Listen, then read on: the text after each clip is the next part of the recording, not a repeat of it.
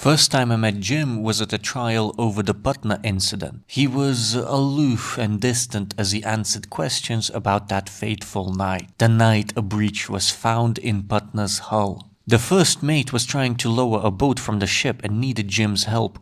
Jim says he wasn't afraid of death. He was afraid of panic that could come if passengers found out what was happening. Patna was taking 800 pilgrims across the Red Sea. There were not enough boats on board for everyone. Jim claims he doesn't know why he jumped into the lifeboat, abandoning the ship. A French gunboat found Patna the next day. They towed it to the nearest port. French sailors ready to cut the tow line if Patna sank and started dragging them with it. Fortunately, they reached safety with everyone on board uninjured. After the trial, Jim moved from port to port doing odd jobs. He stayed in Bangkok for a while. Then the topic of the Patna incident came up and Jim left Bangkok abruptly.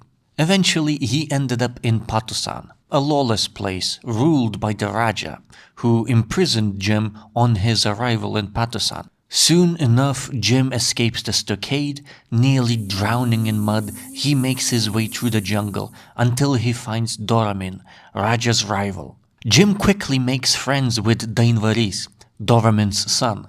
With Doramin's authority, Dainvaris' enthusiasm, and Jim's bravery, they launch a campaign against the Raja.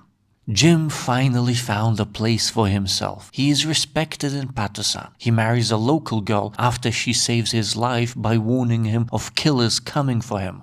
For a while, Jim was happy. That happiness was interrupted by a pirate called Brown. Brown is on the run from people he hurt. He asks Jim for refuge in Patusan. Jim is reluctant. Brown has a reputation as a criminal, and Brown asks Jim if he is so perfect. Has he never made a mistake? Has he never had his past catch up with him? Jim decides to let Brown into Patusan, which turns out to be fateful. Brown and his men attempt to take over Patusan by force. In the altercation, Dainvaris is killed. Despite his wife's protests and pleas, Jim comes to Doramin. Jim explains to Doramin that his son was killed by a man Jim let into Patusan. In despair and grief, Doramin shoots Jim, and so dies the bravest man I ever met.